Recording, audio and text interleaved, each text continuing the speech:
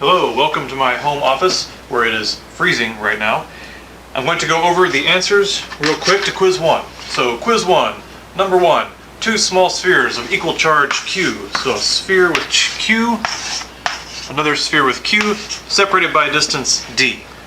We're going to think about the force between them. We know the force at this point is KE times Q over D squared is the magnitude of the force. The question is, if we double both charges and we double the distance, what happens to the force? Well, that means we put a 2Q here and a 2Q here and a 2D squared there. And you can see 2 times 2 is 4, so it goes up by 4, but 2 squared down here is 4. It goes down by 4. The 4's cancel. That's why the answer is F. 94% of you got that one right, so good job. All right. The next question. Two identical small conducting spheres are separated by some distance d. So it starts out looking more or less the same. It tells you they're conducting. Let's see, the spheres originally carry equal but opposite charge. So now one is plus Q and one is minus Q. And this is another one where we're going to change something, and the forces between them is the magnitude F naught. So we can calculate F naught. F naught is KE Q over D squared. That's again the magnitude. We have plus and minus Q. That's just going to make the direction come out right where they're going to be attractive, but the magnitude is just QQ over D squared. And now we do something different. We say 1/4 of the charge of one sphere is moved to the other sphere. Okay, so let's see. If this thing is at plus Q and we take 1/4 of its charge away, and by that we mean 1/4 of the excess charge, we always mean excess charge in these kinds of problems, then we're going to end up with 3/4 Q. So we took 3/4 Q of positive charge away and we stuck it here. So we actually have covered up some of this negative charge. We're going to reduce the amount of charge to minus 3/4 Q. Since one was plus and one was minus, the amount of each charge actually goes down. So what that means is we have a 3/4 in front of this one, and we have a 3/4 in front of that one.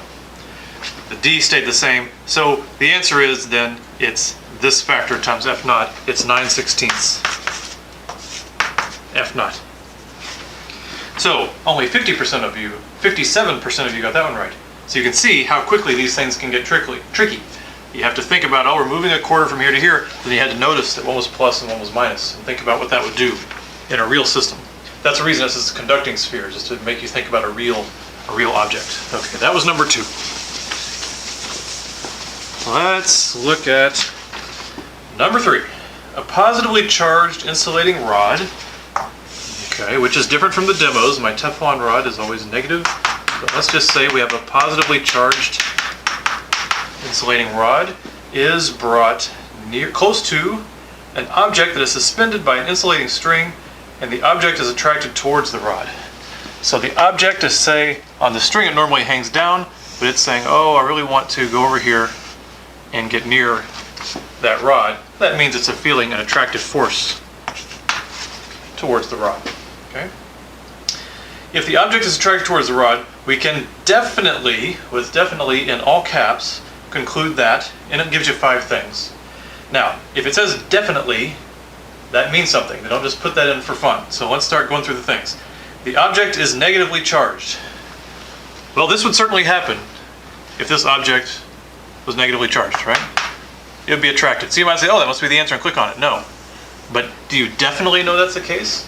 If you say definitely, that means nothing else could possibly be the case. So let's see if any of these others make sense. The object is positively charged. Well, no, then it would go the other way. So you can rule that one out. The object is an insulator.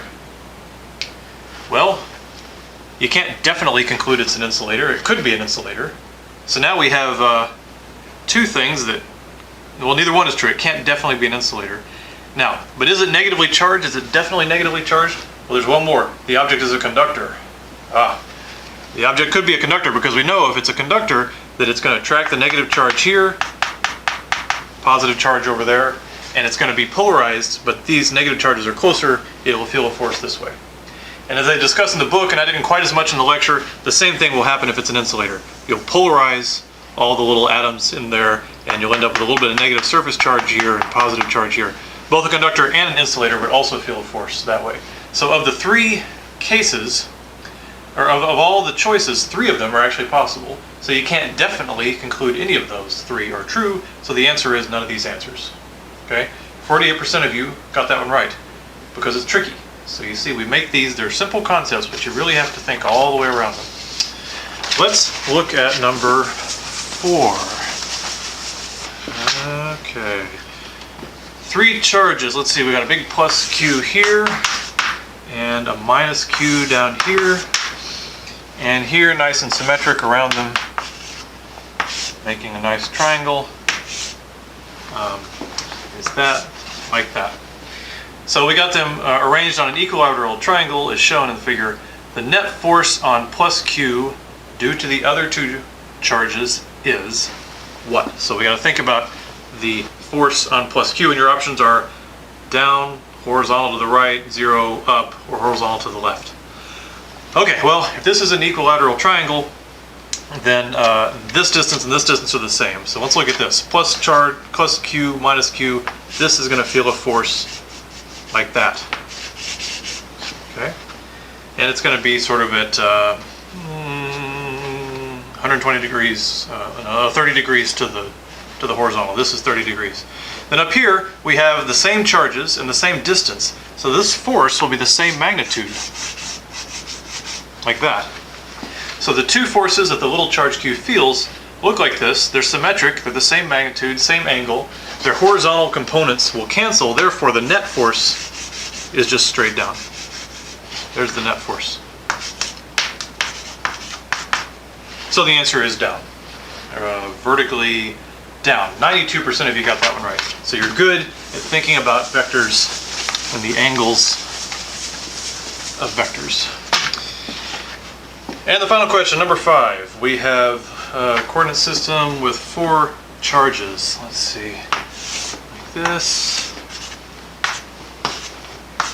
And they're around the axis. This is plus 3Q, this is plus 2Q, this is plus 5Q, and this one is plus Q. And the question is, if we put a little charge plus Q, little q, and the origin, which way would the force act? And they ask by saying, which quadrant is it in? So they label the quadrants with letters rather than the traditional numbers, A, B, C, D. So which way does that force on a little charge here, a positive charge there, point? Figure it out. The best way to think of it is we just need the 2 components to figure out which way it points. So to get each component, think of the 2 charges on each axis. So along the x-axis, the x force will only be created by these 2 charges, right? Or the y force will only be created by these 2 charges. So we just look at these 2. If this is a positive charge, it's repelled by the 5q by some amount. It's repelled by the q charge by a smaller amount. Right? They're the same distance, but this one has a bigger magnitude. Therefore, this makes a component of force that way. Okay. And here, this one, 3q pushes down harder than 2q pushes up, so it's got a component that way. Therefore, the net vector is in the B quadrant. And 90% of you got that right. So hopefully what you learned from this first quiz is to be very careful, go very slow. When you see the word definitely really big, think carefully. Anytime you're given any extra information, like that something's a conductor, think about that one carefully. They may be trying to help you out there.